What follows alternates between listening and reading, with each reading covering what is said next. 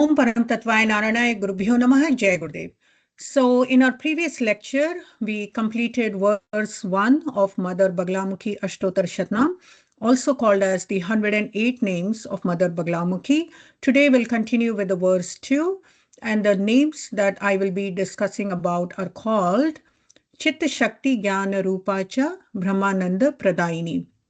So slowly I will try to reveal the true nature and the true identity of Mother Baglamukhi through these 108 names.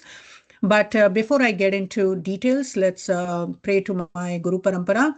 Om Param Pujya Gurudev ki jai, Paramahansa Swami Nikhleshwaranand Maharaj ki jai, Baba Bhutnath ki jai, Ma Kali ki jai, Ma Baglamukhi ki jai, Siddhashram ki jai.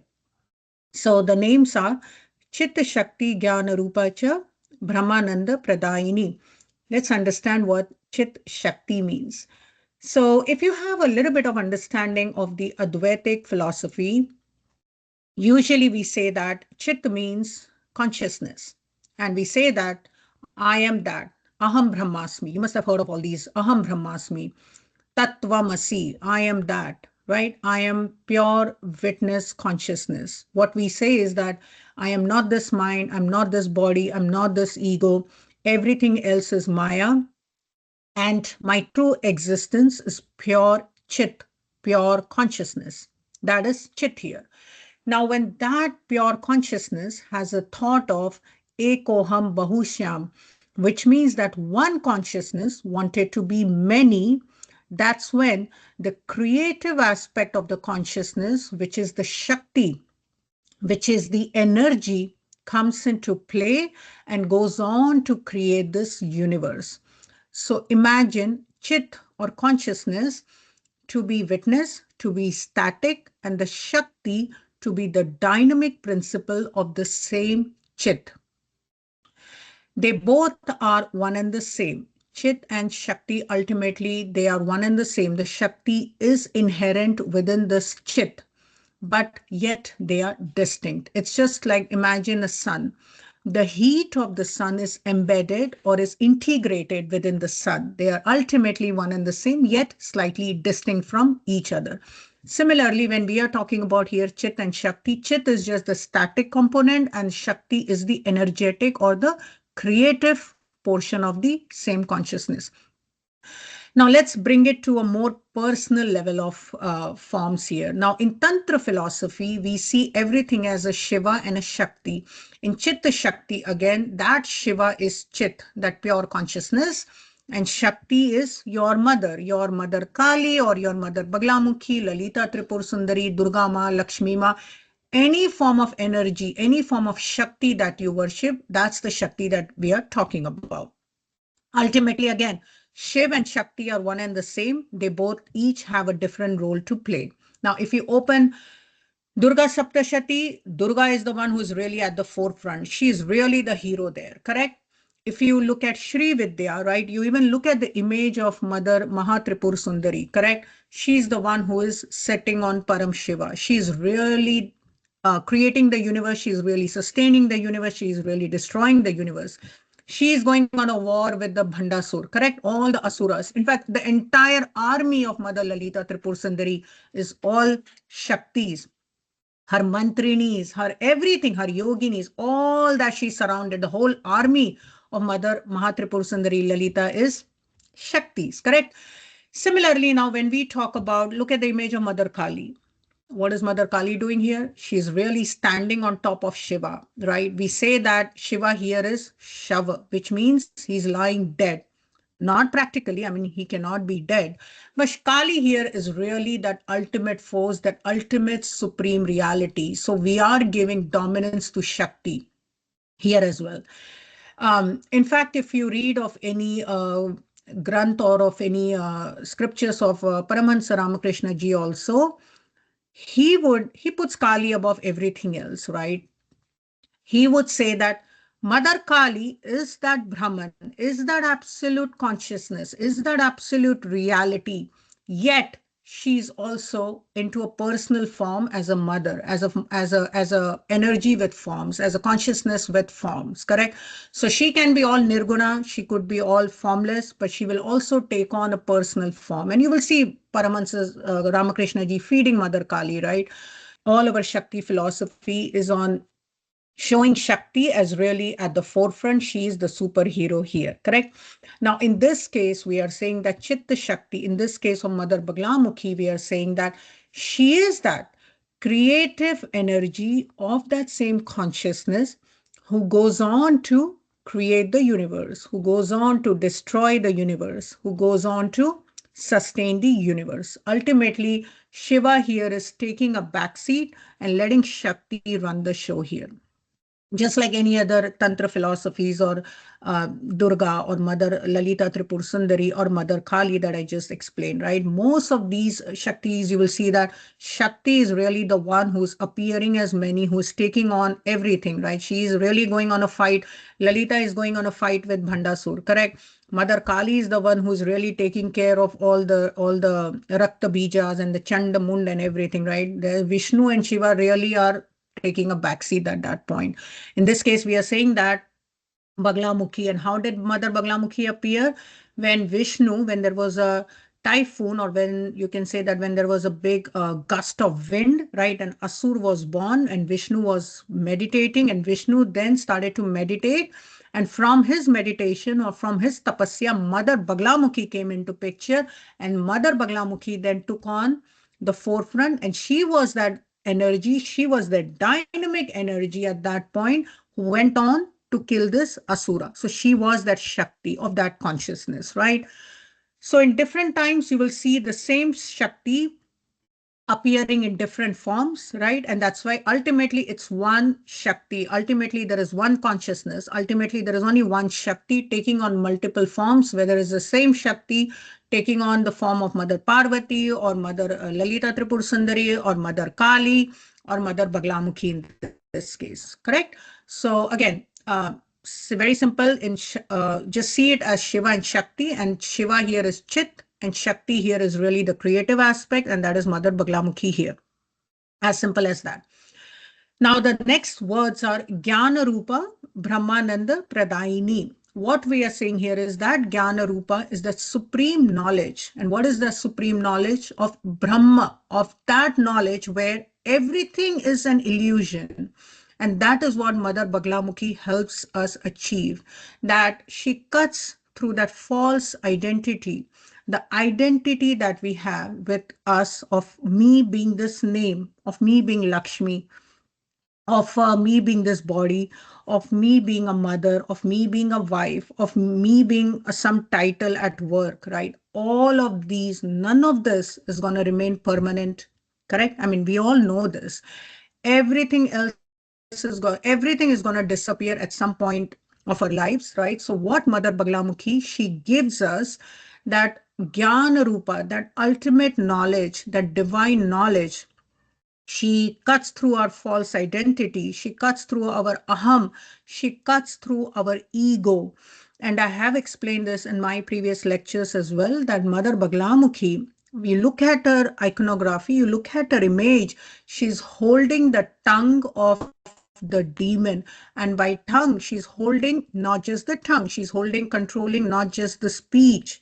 She's ultimately holding his senses. She's controlling his thoughts. She's controlling our thoughts. She's controlling our senses. She's really directing all our indriyas, all panch karmendriyas, all our sense organs of senses, all our organs of action. She's holding it, she's controlling it, and she's taking us towards her. Okay, that image doesn't really mean that she's only cutting the tongue of the demon here. Yes, that's one way. Of course, she was fighting the demon and everything. But the true essence of it is she's really channelizing all our energies, all our organs of actions, of speech, of senses, everything that we do. She is channelizing our energies to that ultimate supreme reality that is Mother Baglamukhi. Correct? You can personalize this to your own mother. If you're a Kali Upasak, just like me, I'm a huge devotee of Mother Kali. She is my same thing, right? I mean, when you see her image, I mean, she cuts her, she's holding a head, right? And that head represents us. She's holding us. She's holding organs. She's holding our senses, right? She's cutting through our ego. She's cutting through our identity, and she is taking us towards that ultimate supreme reality, correct? Same thing with Mother Baglamukhi. Again, she's channelizing our energies, and she's revealing the Brahmananda Pradayini. What is she doing here? She's revealing the true identity of us.